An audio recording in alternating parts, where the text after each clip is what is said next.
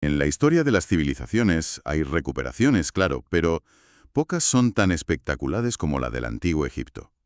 No es que simplemente volvieran de un colapso, es que después alcanzaron su cenit absoluto. Hoy nos adentramos en esa era que todos tenemos grabada en la retina, ¿no?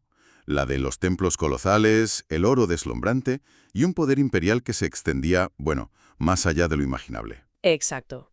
Es el Egipto de Hollywood, pero el de verdad. Dejamos atrás la era de las grandes pirámides para entrar en el Reino Medio y sobre todo en el Reino Nuevo, la auténtica Edad de Oro. Y los protagonistas de esta historia son de una talla increíble. Hatshepsut, la mujer que se atrevió a ser rey, Tutmosis III, el llamado Napoleón de Egipto, Luego el visionario, o para algunos el hereje, Akenatón. el archifamoso Tutankamón y, por supuesto, el inigualable Ramsés el Grande. Una lista de nombres, vamos, espectacular. Pues esa es nuestra misión en este análisis. Queremos entender cómo una civilización pasa, de las cenizas a convertirse en un imperio conquistador. ¿Qué lección aprendió en ese trauma que le permitió no solo reconstruirse, sino alcanzar una gloria que, bueno, todavía hoy nos deja sin aliento? De acuerdo, vamos a desgranar esto. Empecemos por la reconstrucción. Después del caos, el Reino Medio arranca con la reunificación de Egipto bajo un príncipe de Tebas, Mentuhotep II. ¿Qué había cambiado? O sea, ¿eran estos faraones una simple continuación de los constructores de Giza? En absoluto, eran radicalmente diferentes. Estaban moldeados por el trauma del colapso. Lo primero, fíjate, trasladaron la capital al sur, a Tebas, lejos del antiguo centro de poder. Y su enfoque cambió por completo. Se dejaron de obsesionar con pirámides gigantescas y se centraron en proyectos mucho más pragmáticos. Más de gestión y menos de divinidad, por así decirlo. Precisamente. Invirtieron en reforzar las fronteras con fortalezas y sobre todo en obras de irrigación para asegurar el alimento del pueblo. Y esto se refleja en su ideología. Los faraones del Reino Medio se presentaban como pastores de su rebaño, no como dioses lejanos. La literatura de la época, que es riquísima, de repente muestra una preocupación por la justicia social que antes no existía. Es fascinante ese cambio de mentalidad. El rey ya no es solo un dios, es un gestor responsable del bienestar de su gente. Pero esta nueva estabilidad, este renacimiento, tuvo un final abrupto y muy traumático, con la llegada de los Hyksos. Los gobernantes de tierras extranjeras. Fue un shock nacional, imagínate. Por primera vez, Egipto estaba gobernado por foráneos. Pero ojo, no fue una invasión al estilo de una horda bárbara. Los Hyksos eran pueblos semitas del Levante que llevaban décadas migrando pacíficamente al delta del Nilo. Cuando el poder central se debilitó, ellos, que ya eran una fuerza económica en la zona, simplemente tomaron el control político. Y aquí es donde la cosa se pone, se pone de verdad interesante. Porque para una cultura que se consideraba el centro del universo, ser gobernado por extranjeros tuvo que ser una humillación insoportable. Pero, ¿qué trajeron consigo? ¿Hubo algo positivo en todo esto? Fue una catástrofe para su orgullo, sin duda. La propaganda posterior los pintó como unos salvajes, aunque la arqueología demuestra que respetaron y adoptaron muchas costumbres egipcias. Pero aquí viene lo crucial, lo que lo cambia todo. Los Hyksos trajeron consigo una revolución tecnológica militar. ¿A qué te refieres exactamente? ¿Qué tipo de tecnología? Pues mira, 3 cosas que lo cambiaron todo. Primero, armas de bronce, que eran muchísimo más letales que las de cobre que usaban los egipcios. Segundo, el arco compuesto, con una potencia y un alcance que, dejaban obsoletos los arcos egipcios. Y la joya de la corona... El carro de guerra tirado por caballos. Exacto. Que para una infantería que combatía a pie debió de ser como ver aparecer tanques en el campo de batalla. La imagen es perfecta, sí. Respuesta para eso. Pero no tardaron en aprender. Los príncipes de Tebas, que resistieron en el sur, no solo copiaron esa tecnología, sino que la perfeccionaron. Y me imagino que esa fue la clave de su liberación, ¿no? Fue la clave de todo lo que vino después.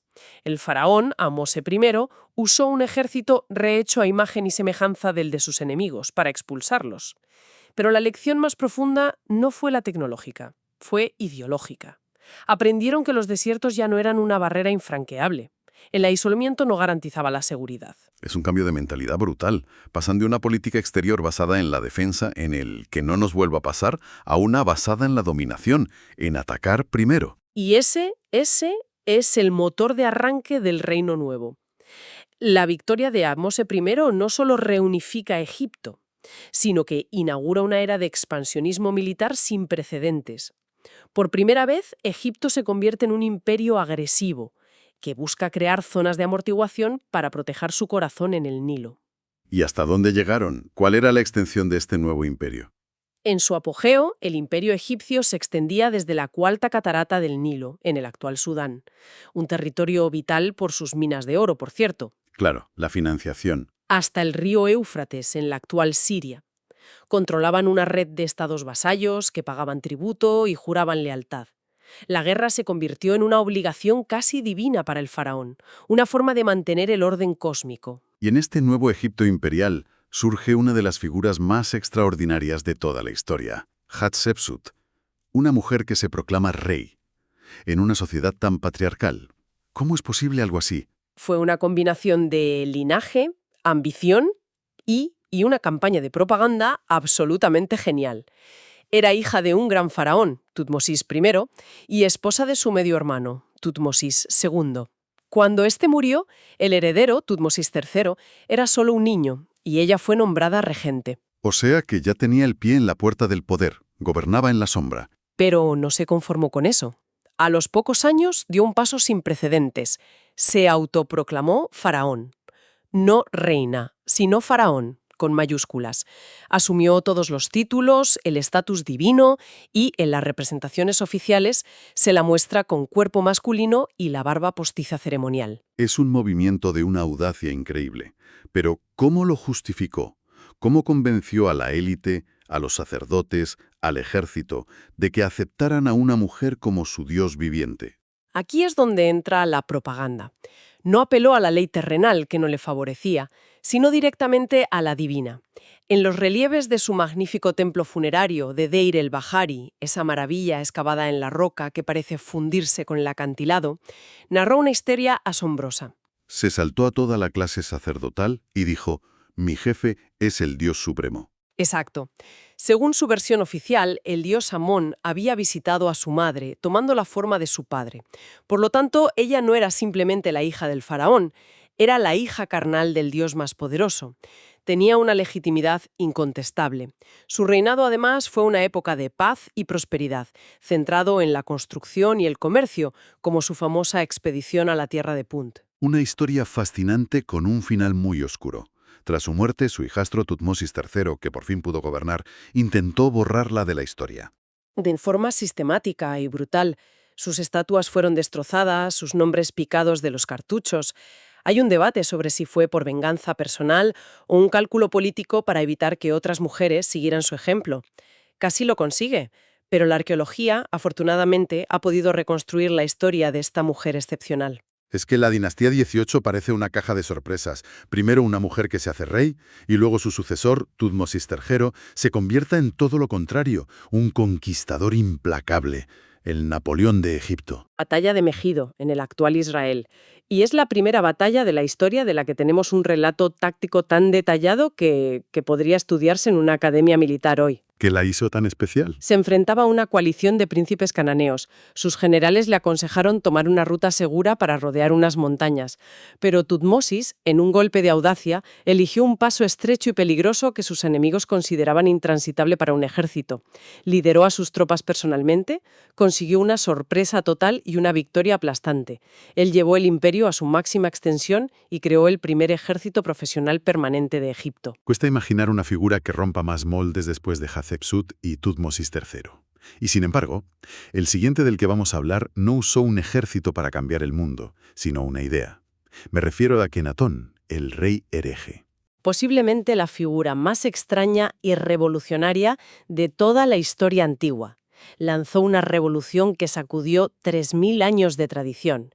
El panteón egipcio tenía cientos de dioses, con el poderoso Amón-Ra a la cabeza.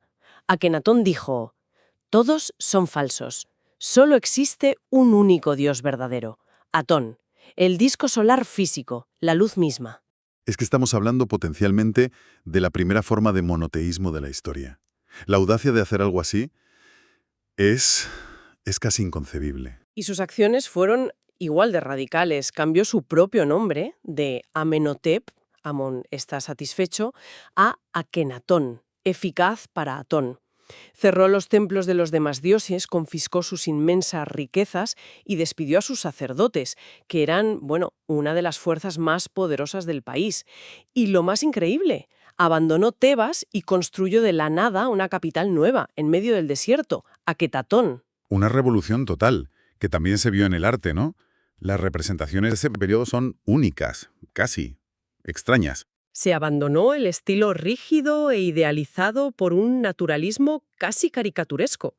Las estatuas del propio faraón, con ese cráneo alargado, labios gruesos y cuerpo andrógeno, siguen desconcertando a los egiptólogos.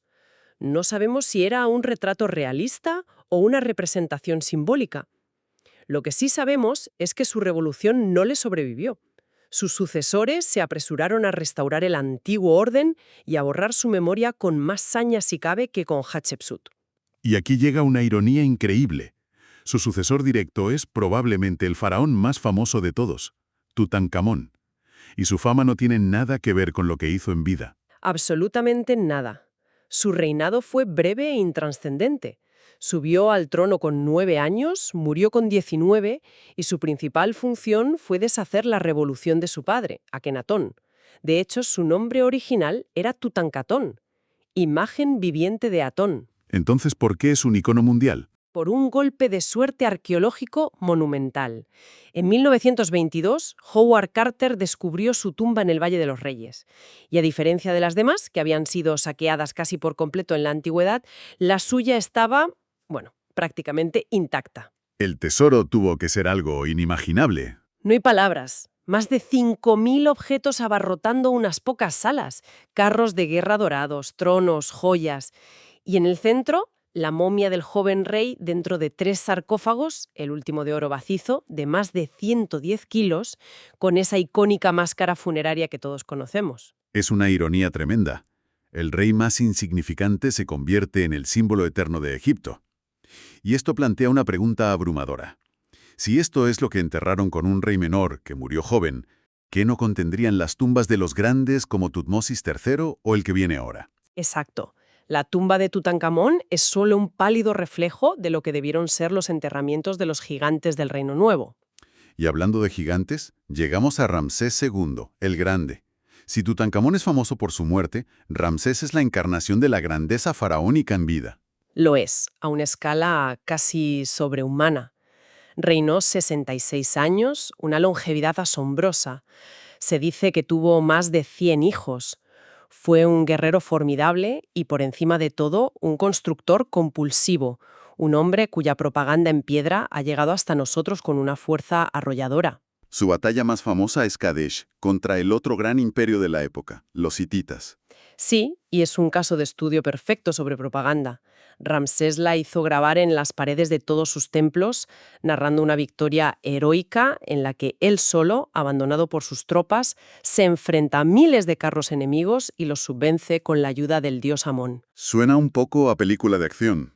La realidad histórica es que la batalla fue, en el mejor de los casos, un empate sangriento, que casi acaba en desastre para los egipcios. Pero aquí viene lo verdaderamente significativo.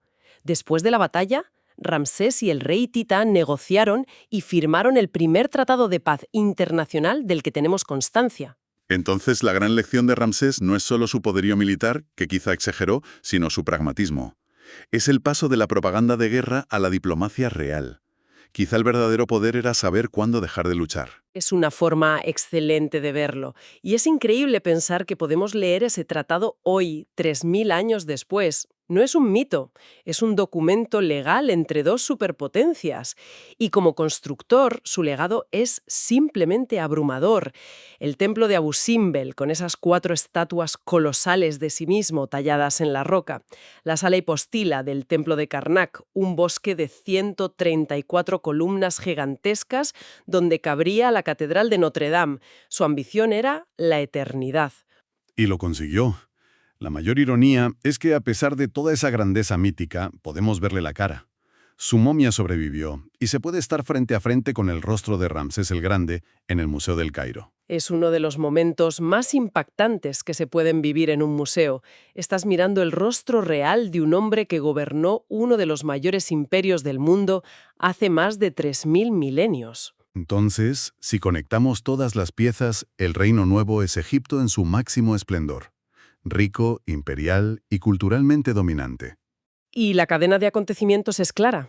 La humillación a manos de los hicsos provocó una revolución militar y un cambio de mentalidad, que se convirtieron en el motor de la expansión imperial.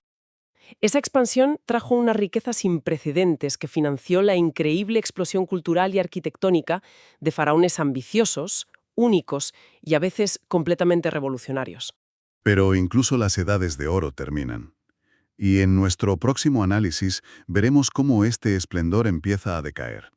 Se avecinan nuevos y misteriosos enemigos como los pueblos del mar, guerras civiles y, finalmente, las sucesivas conquistas por parte de potencias extranjeras que pondrán fin a la independencia de Egipto. Hemos visto cómo los faraones del Reino Nuevo construyeron para la eternidad, grabando sus nombres en la piedra para que nunca fueran olvidados. Pero las historias de Akenatón y Hatshepsut nos demuestran que, a veces, el poder más grande no era el de construir, sino el de borrar de la historia a un predecesor. Esto nos deja con una pregunta inquietante. ¿Qué otras historias, qué otros gobernantes o reinas podrían haber sido borrados de la memoria de forma tan eficaz que a día de hoy ni siquiera sabemos que existieron?